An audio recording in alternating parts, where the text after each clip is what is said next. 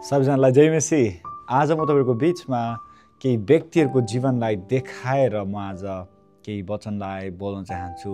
परमेश्वरको इन्काउन्टर भन्ने नि मानिसहरूले कसरी परमेश्वरको चाहना गरे, परमेश्वरको प्रतिज्ञालाई कसरी पक्रिराखे भने नि कसरी मान्छेले परमेश्वरको चाहना गरे, उहाँको महिमाको हेर्ने चाहना गरे र उहाँलाई आफ्नो जीवनमा पक्रिराखेको कुरा आज म तपाईलाई केही कुरा भन्न चाहन्छु। हामी मरियमको जीवनलाई हेर्यौं भने मार्था अनि मरियमको घरमा जब येशू आउनुहुन्छ तब मरियम चाहिँ येशूको पाउमा बसेर येशू ख्रिस्टले भन्नुभएको वचनलाई सुन्नको लागि उसको परमेश्वरको उपस्थितिमा भन्ने भने ख्रिस्ट येशूको उपस्थितिमा गइकन उसले येशूले भन्नुभएको सन्देशलाई सुन्नको लागि परमेश्वरको उपस्थितिको उसले चाहना गरेको कुरा हामी पाउँदछौँ। उत्कट रूपमा उसले येशूको चाहना गरेको, उपस्थितिको चाहना गरेको र येशूले भन्नुहुन्छ, हे मरियम, जुन कुरा तिमीले चाहना गरेको छौ यो कुरा तिमीबाट खुसी नै छैन भनेर येशूले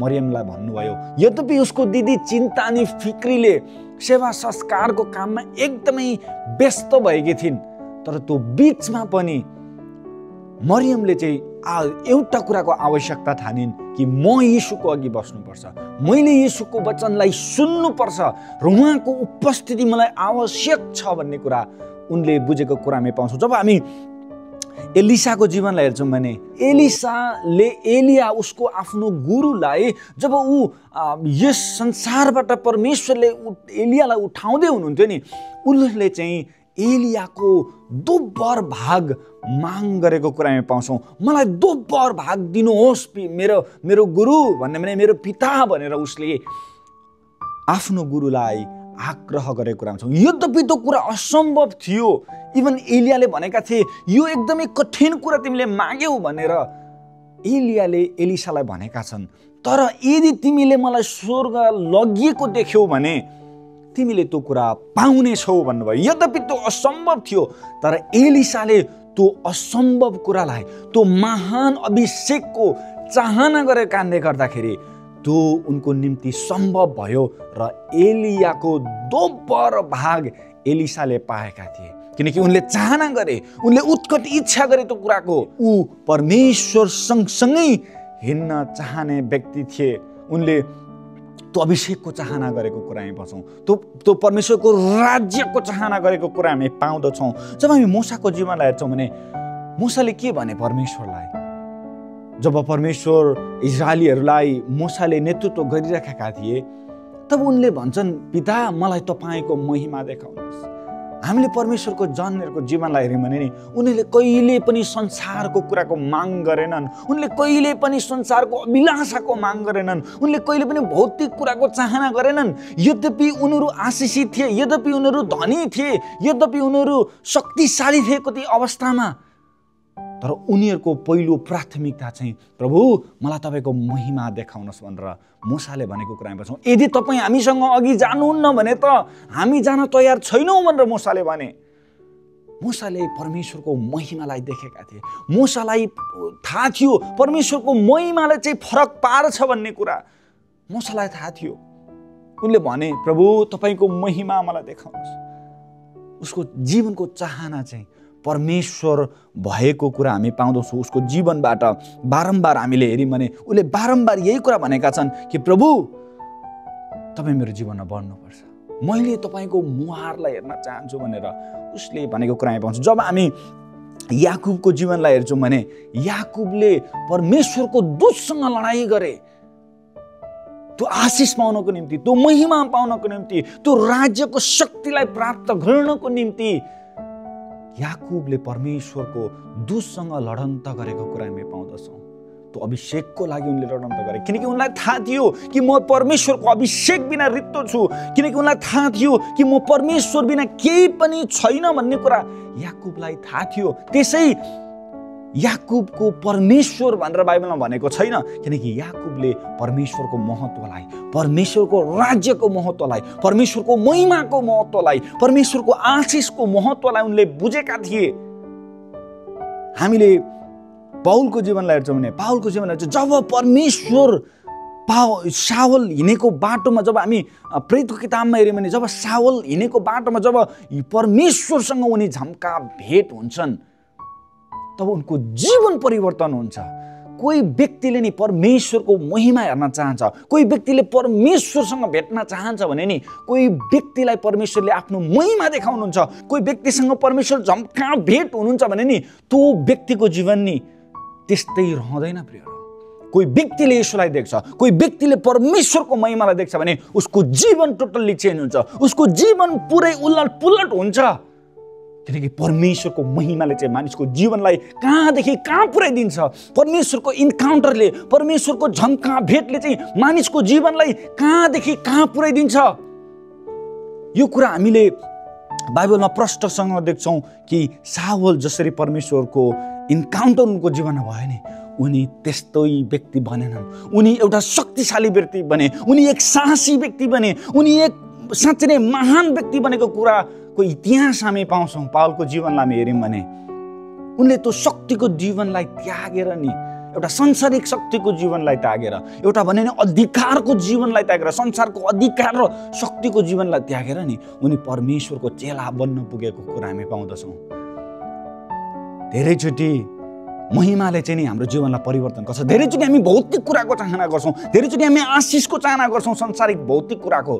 तर कोही व्यक्तिले परमेश्वरको चाहना गर्छ, कोही व्यक्तिले स्वर्गीय कुराको चाहना गर्छ भने नि उसले स्वर्गीय कुरा, स्वर्गीय वरदान मात्रै होइन, स्वर्गीय दान वरदान मात्रै होइन, तर उसले संसारको हरेक कुरा प्राप्त गर्छ बिस्तारै। किनकि वचनले भन्छ परमेश्वरको राज्य र धार्मिकता पहिले खोजिहेर, त्यसपछि हरेक कुरा तिमीलाई थपिनेछ भनेर वचनले भन्छ। जब हामी अब्राहमको जीवनलाई हेर्छौँ भने अब्राहमले परमेश्वरको कुरा सुन्दै गर्दा उसले आफ्नो घर, आफ्नो बुबाको घरलाई छोड्नु पर्यो।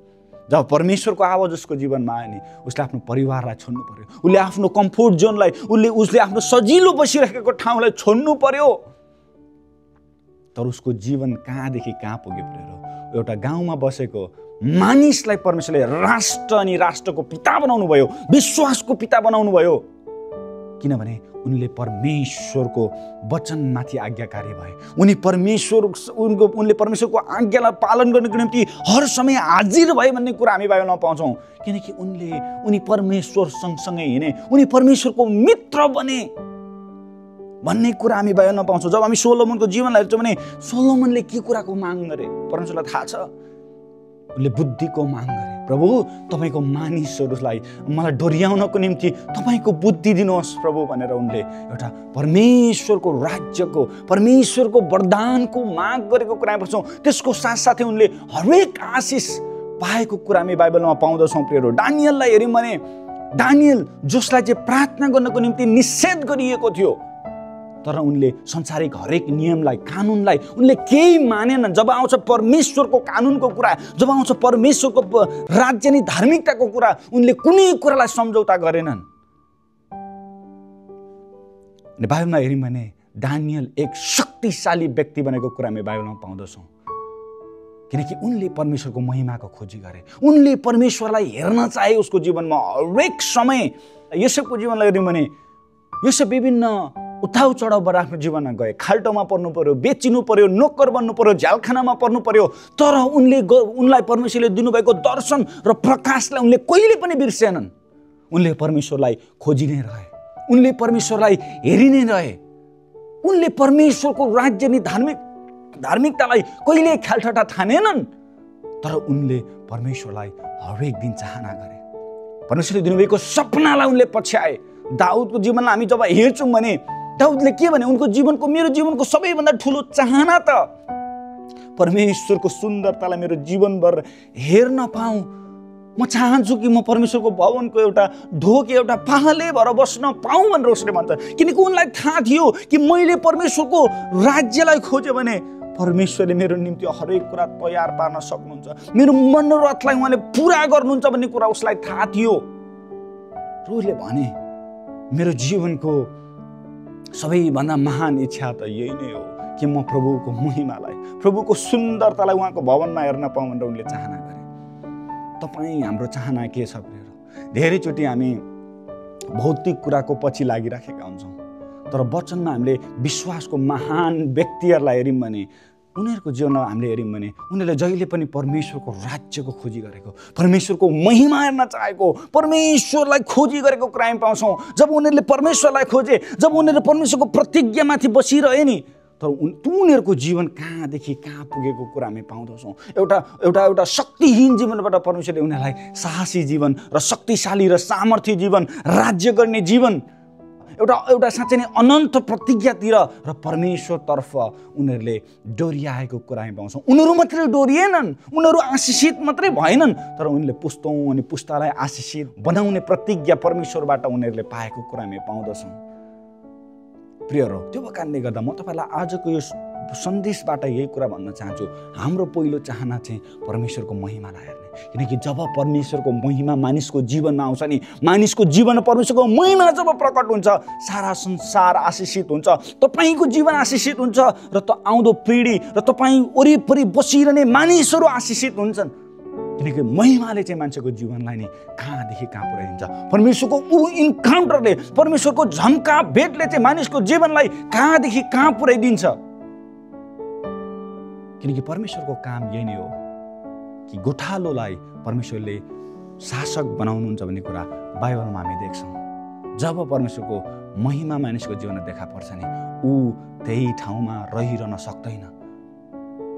एउटा कमजोर मानिसलाई उहाँले शक्तिशाली बनाउनुहुन्छ उहाँको महिमाले, उहाँको शक्तिले, उहाँको प्रतिज्ञाले। किनकि उहाँ ढाँट्नुहुन्न, उहाँको प्रतिज्ञा चाहिँ ख्यालठट्टाको हुँदैन। उहाँ जे प्रतिज्ञा गर्नुहुन्छ त्यो उहाँले पुरा गर्नुहुन्छ। प्रियरो, आजको वचनदेखि म तपाईँलाई यति नै भन्न चाहन्छु, सबैलाई जय मसीह।